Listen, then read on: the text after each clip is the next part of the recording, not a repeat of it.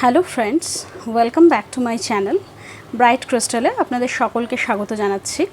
তো আজকেও আমি আরেকটি ঘটনা নিয়ে চলে এসেছি। তো অ্যাকচুয়ালি এই ঘটনাটা আমি আমার মায়ের কাছ থেকে শুনেছি। এই ঘটনাটা অ্যাকচুয়ালি হচ্ছে আমার মায়ের মামার বাড়ির ঘটনা। তাহলে চলুন ঘটনাটা শুরু করা যাক।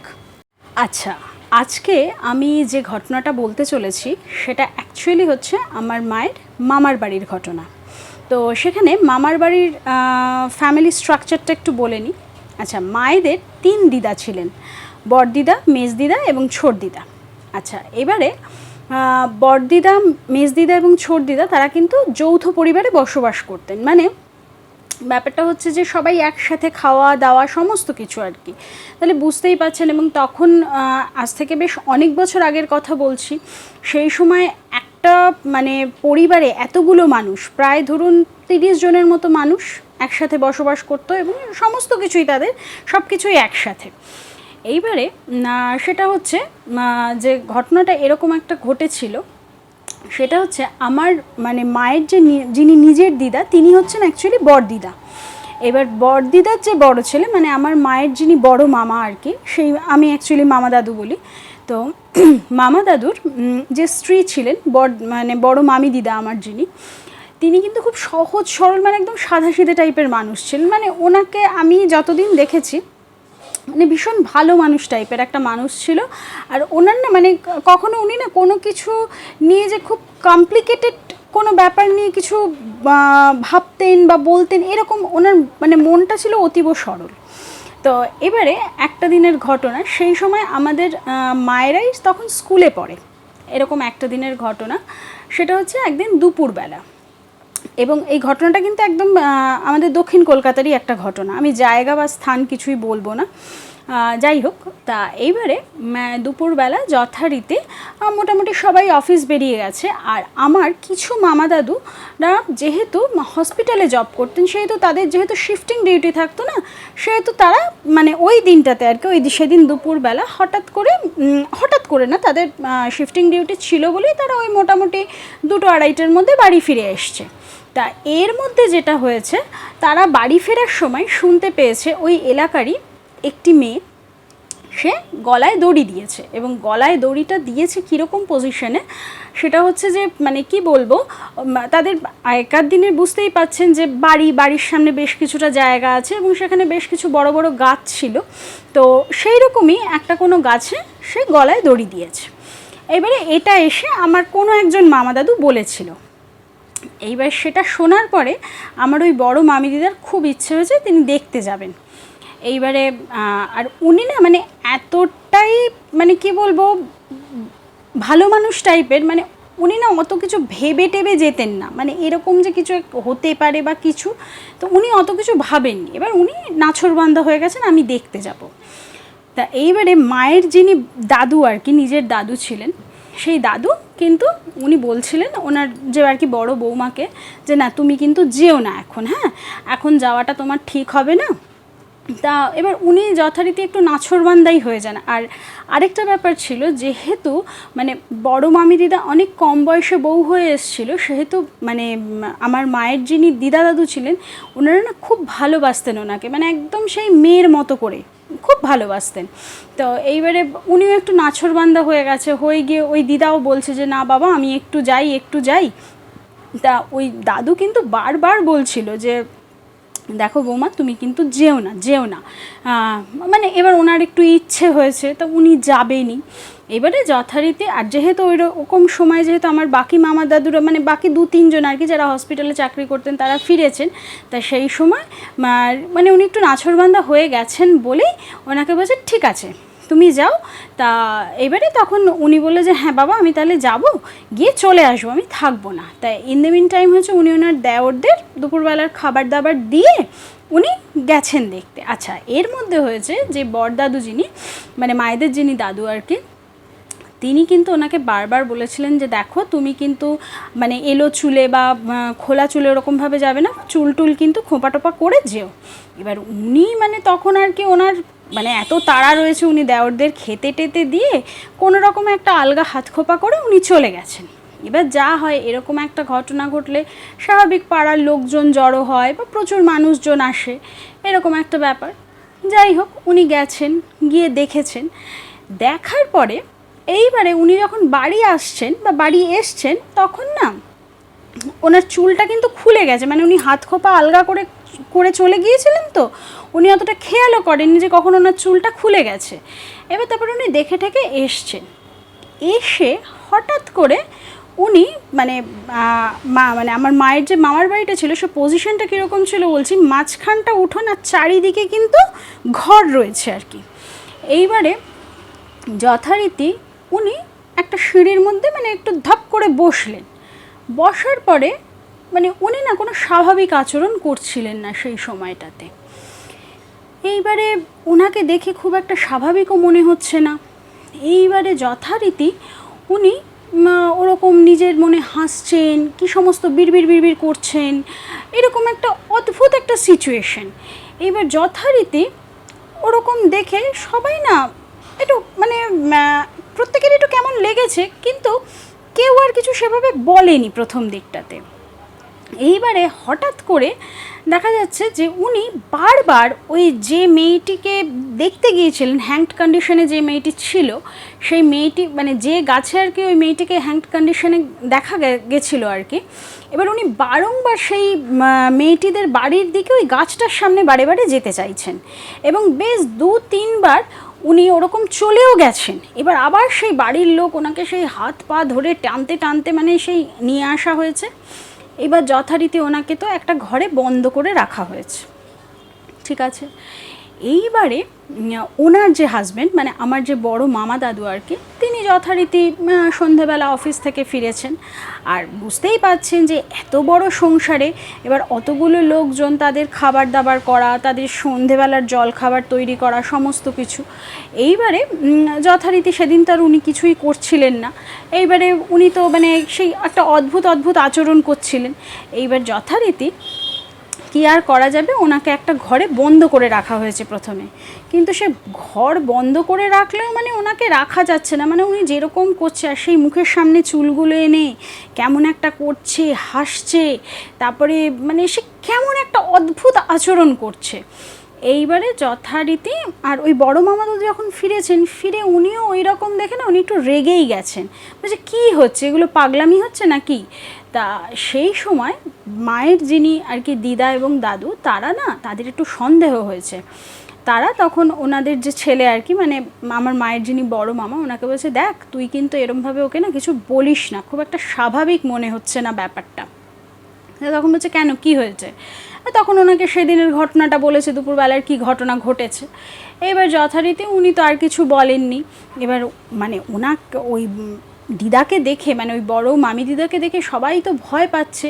আর ওনার তখন একটা ছেলে একটা মেয়ে, তারাও বেশ মায়ের কাছে যেতে ভয় পাচ্ছে। তা যাই হোক, কী আর করা যাবে, ওনা বাচ্চা দুটোকে নিয়ে ওই দাদু সেদিন মানে আর কি আমার মামা আর মাসি যারা, তাদেরকে নিয়ে মামা দাদু একটা জায়গায় মানে একটা ঘরের মধ্যে থেকে গেল। আর ওনাকে তো ওই ঘরে বন্ধ করে রাখা হয়েছে। তারপরে যখন বেশ সন্ধে পেরিয়ে যখন রাত্রের দিকে আসছে, তখন না ওনাকে কিছুতেই ঘরের মধ্যে আটকে রাখা যাচ্ছে না। মানে ওনার আচরণও যেরকম অস্বাভাবিক হচ্ছে, তেমনি ওনার ব্যবহারও আরও অস্বাভাবিক হচ্ছে। মানে উনি সমস্ত জিনিসপত্র ছুঁড়ে ফেলে দিচ্ছেন, তারপরে কেমনভাবে হাসছেন, কেমনভাবে চিৎকার করছেন, মানে সমস্তটাই একটা অস্বাভাবিক আচরণ। শেষ পর্যন্ত কি হবে, ওই সবাই মিলে একটা কাজ করলো, ওনাকে বেঁধে রাখলো। মানে বেঁধে না রাখলে ওনাকে কিছুতেই রাখা যাচ্ছে না। এবার যথারীতি ওনাকে তো বেঁধে রাখা হলো। এইবারে বেঁধে রাখা হয়েছে, এবার যথারীতি সবাই রাত্রিবেলা পালা করে করে ওনার কাছে থাকবে। কি করবে, কারণ উনি কখন আবার দড়ি খুলে বা দড়ি ছিঁড়ে বেরিয়ে যাবেন, কারণ তখন তো ওনার মানে গায়ে যা শক্তি সে মানে বলার কথা নয়। এবার যথারীতি না এরকম হয়েছে। এবার রাত্রিবেলা সবাই খাবার দাবার খাবে, ভালো কথা। এইবারে মায়ের যিনি দিদা, তিনি বললেন যে না, আগে না ওকে আমি বরং খাইয়ে দিই, নয়তো অসুবিধে হবে। এইবারে যখন উনি ওনার জন্য মানে আর কি কী বলবো, শাশুড়ি মা যখন আর কি বৌমার জন্য খাবার নিয়ে গেছে, মানে আমার মায়ের যিনি দিদা, তিনি যখন তার বড় বৌমা মানে আমার মায়ের যিনি বড় মামি, তার জন্য যখন খাবার নিয়ে গেছে, খাবার নিয়ে যাওয়ার পরে ওনার তো হাত পাগুলো দড়ি দিয়ে যে বাঁধা ছিল সেগুলো খোলা হয়নি। ওনাকে উনি মানে ওই দিদিমা আর কি খাইয়ে দিচ্ছেন। উমা খাইয়ে দেওয়ার পরে উনি বলছেন আরও খিদে রয়েছে, আরও খেতে দাও। এবার উনি দিয়েছেন। এবার বুঝতেই পারছেন প্রায় পরিবারের মানে অর্ধেক লোকের খাবার উনি একাই খেয়ে ফেলেছেন সেদিন, ঠিক আছে। এইবার যথারীতি কি হবে এবার ওনারাও বুঝতে পারছেন। এইবারে তো যাই হোক খুব সমস্যা হয়ে গেল। আবার সেই রাত্রিবেলা কিছুটা হলো রান্না আবার চাপানো হলো, ভাত, তারপরে কিছু একটা তরকারি হয়তো ওনারা সেদিন আবার আপাতত ওই রাত্রিবেলা রান্না করে সবাই অল্প বিস্তর খেয়ে শুয়ে পড়েছে। এবং শুয়ে পড়লেও যেটা হয়েছে যে ওনারা প্রত্যেকেই পালা করে করে রাত্রিবেলা মানে এ হয়তো 1 ঘন্টা ঘুমোচ্ছে, কি 1.5 ঘন্টা 2 ঘন্টা ঘুমোচ্ছে, আবার সে এসে পাহারা দিচ্ছে, আবার আরেকজন শুচ্ছে, আরেকজন পাহারা দিচ্ছে, মানে এরকম মানে কন্টিনিউয়াসলি কেউ না কেউ ওনার কাছে রয়েছে বসে। এবার পরের দিন সকালবেলা সবাই ভাবছে যে কি করা যায়, এবার ওঝা ডাকতে হবে। এবার পরের দিন যেটা হলো, অনেকেই কোনোভাবেই আর কেউ অফিস যেতে পারলো না, মানে প্রত্যেকেই ভাবছে এই জিনিসটাকে তো আগে মানে সমাধান করি, তারপরে নয় দেখা যাবে, যা হওয়ার হবে। এইবারে যেটা হয়েছে সেই দিন আমার মা আর আমার মামা আছে, আমার মা আর মামাকে নিয়ে আমার দিদা ওই মানে ওনার বাপের বাড়িতে গেছে আর কি, মানে আমার মা আর মামা তাদের মামার বাড়িতে গেছে। এবার ওই রকম কন্ডিশন দেখে ওরকম একটা সিচুয়েশন বাড়িতে চলছে। আর এই অবস্থাতে দুটো মানে আমার মা আর মামাও তখন খুব বড় নয়, তারাও স্কুলেই পড়ে। তো সেই অবস্থা দেখে মানে মায়েদের যিনি দাদু ছিলেন তিনি সঙ্গে সঙ্গে মানে আমার দিদাকে বলে যে না, আজকে আমি কোনোভাবেই তোমাকে বাড়িতে এখানে থাকতেও দেবো না, কোনোভাবেই আমি তোমাকে এখানে এক মুহূর্তও থাকতে দেবো না, তুমি যেমন এসছো তেমন বাড়ি চলে যাও। কারণ এরকম কন্ডিশনে আমি আর যেহেতু ওরা ছোট ছোট দুটো বাচ্চা রয়েছে, ওরা ভয় পেতে পারে, তো সেই জন্য এরকম অবস্থাতে কোনোভাবেই তুমি থাকবে না, তুমি চলে যাও। কিন্তু আমার দিদার খুব সাহস, তো আমার দিদা প্রায় একটু জোর করেই বলছিল যে না আমি থেকে যাই, আমি দেখব। কিন্তু যেহেতু ওনার বাবা মানে আমার দিদার যিনি বাবা আর কি, তিনি একটু মানে কি বলবো একটু কড়াভাবেই বলেছিলেন যে না আজকে কোনোভাবেই আমি তোমাকে থাকতে দেবো না, তুমি ছেলেমেয়ে নিয়ে চলে যাও। তো কি আর করা যাবে, কি আমার দিদা তার ছেলেমেয়ে মানে আমার মা আর মামাকে নিয়ে চলে আসে। আর সব থেকে একটা ঘটনা যেটা, এবং ওই দিদাকে যে বাঁধা অবস্থায় রাখা ছিল না মামি দিদাকে, তো সেটা কিন্তু আমার দিদা বা মামা বা আমার মা এরা তিনজন কিন্তু দেখেছিল, এবং ওনার অস্বাভাবিক কিছু আচরণগুলোও দেখেছিল, কিন্তু বাকিটা আর দেখতে পাইনি। কারণ যেহেতু দাদু আর কি কড়া কথায় বলেছেন যে না তুমি আজকে ছেলে মেয়ে নিয়ে চলে যাও, কোনোভাবেই আমি তোমাকে আজকে এখানে থাকতে দেবো না। কারণ এরকম কন্ডিশনে স্বাভাবিক বাচ্চারা কেউ দেখলে ভয়ও পেয়ে যেতে পারে, কি হতে পারে। তা যাই হোক এইরকম একটা ঘটনা হলো। হওয়ার পরে যেটা হলো, মোটামুটি বেশ একটু বেলার দিকেই একটা ওঝার খবর ওরা পেল। তো সেই ওঝার কাছে যাওয়া হলো, গিয়ে তাকে ডেকে আনা হলো। এইবার ওঝা তো প্রশ্ন করছে, অনেক কিছু করছে, সে কিছুতেই কিছু বলে না, সে খালি ওরকম চুলটাকে ওরকম মুখের সামনে নিয়ে আসছে। আর ওই দিদার কিন্তু খুব বড় চুল ছিল, হ্যাঁ। এইবারে যথারীতি ওই ওরকম চুলটাকে আনছে, ওরকম হাসছে, নয় কোনো সময় সেই চোখ বড় বড় করে বিস্ফারিত করে তাকাচ্ছে, মানে সে একটা অদ্ভুত রকমের আচরণ করছে। এইবারে ওঝা তো কিছুতেই কিছু করতে পারছে না। এবার যেটা হয় ওঝারা সেই ঝাঁটা পেটা করে, এবার সেই ঝাঁটা দিয়েও বা মারছে, এ করছে, কিছুতেই কিছু হচ্ছে না। তারপরে অনেকক্ষণ মানে ওইরকম করার পরে ওই প্রক্রিয়া চলার পরে তখন ওই ওঝা আর কি মানে জিজ্ঞেস করছে যে তুই কি করে এখানে এলি, বা তুই কি করে, তখন মানে ওই মেয়েটির আর কি ভয়েসেই আর কি বেরোচ্ছে কথাগুলো, যে মানে উনি ওরকম গেছিলেন আর ওনার চুলটা খোলা ছিল, তো ওই ওনার ওপরেই ভরটা আর কি করতেও সুবিধে হয়েছিল। তো সেই জন্য ও মানে যথারীতি ওর ওপর ভরও করেছে, আর ওনার সাথেই তো ও চলে এসছে। এইবারে তারপরে ওঝা বলছে তুই যাবি কি করে, তখন বলছে যে আমি তো যাব না, মানে যা হয় আর কি, একটা শরীর পেয়েছে সে কি আর যেতে চায়। এবার সে তো অনেক চেষ্টা করা হচ্ছে, কিছুতেই কিছু হচ্ছে না। লাস্টে ওঝা এবারে ওঝারও কিছুটা সন্দেহ হয়েছে, উনি ভাবছে যে এটা কি সত্যিই না এই মহিলাটি নাটক করছে, কিন্তু ওনার দেখে সেটা মনে হচ্ছে না। কিন্তু তাও উনি একটা পরীক্ষা করার জন্য উনি বলেন যে একটা ছোট্ট কলসিতে পুরো ভরা কলসি জল আনতে বলেন বাড়ির লোককে। এবার সে বাড়ির লোক কী করেছে, ওই কলসিটা ভরে এক কলসি জল নিয়ে এসছে। এবার বলছে তুই যে এরকমভাবে এসছিস, ঠিক আছে দেখি তো তুই এই কলসিটাকে দাঁতে ধরে নিয়ে এই উঠোনটা পুরো 3বার না 4বার ওকে ঘুরে দেখাতে বলেছে। এইবারে ওই মামি দিদা কি করেছে, জাস্ট দাঁতে করে কলসিটাকে তুলে রীতিমতো 4-5 পাক ওই উঠোনের মধ্যে ঘুরেছে।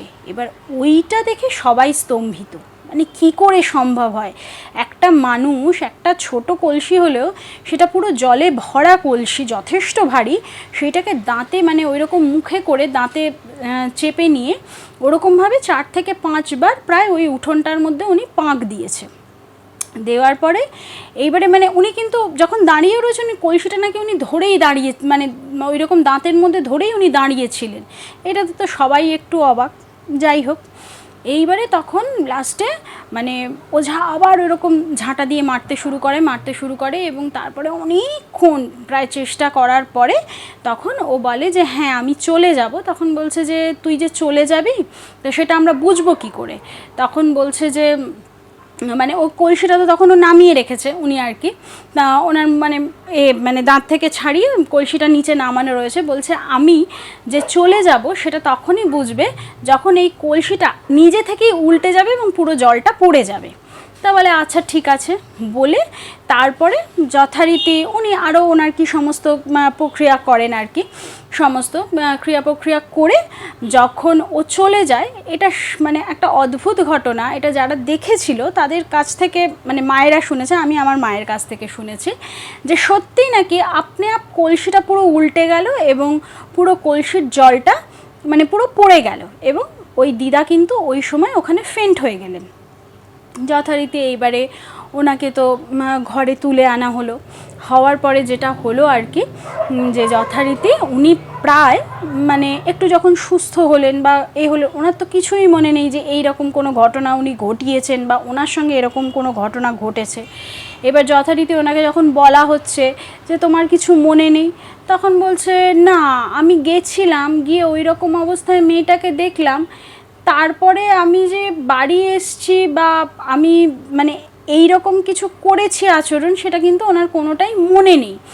এবং ওই যে ঝাঁটাপেটা করেছিল আর কি ওঝা, মানে তাতে ওনার 7 থেকে 10 দিন নাকি প্রচণ্ড গা হাত পায়ে ব্যথা ছিল এবং দাঁতের যে পোর্শনটাতে মানে ওই যে উনি যে জলের যে ছোট কলসিটা, জল ভরা কলসিটা উনি যে মুখে নিয়ে ওই রকম ঘুরেছিলেন উঠোনের মধ্যে, তাতে ওনার মুখের ওই মানে দাঁত বা মাড়ির ওই পোর্শনগুলোতেও প্রচণ্ড ব্যথা ছিল। মানে রীতিমতো ওনার প্রায় পুরোপুরি সুস্থ হয়ে উঠতে 10 থেকে 15 দিন সময় লেগেছিল। তো এটাই ছিল আজকের ঘটনা। অ্যাকচুয়ালি এটা আজকেই আমি আমার মায়ের কাছ থেকে শুনেছি, তো সেই জন্য আপনাদের সঙ্গে শেয়ার করলাম। তো আপনাদের কেমন লাগলো আপনারা অবশ্যই মানে কমেন্টের মাধ্যমে জানাবেন, এবং যদি গল্পগুলো আমার ভালো লাগে তাহলে আপনারা আপনাদের পরিবার এবং বন্ধুদের সঙ্গে শেয়ার করতে পারেন এবং আমার চ্যানেলটিকে সাবস্ক্রাইব করে আমার পাশে থাকবেন। ধন্যবাদ।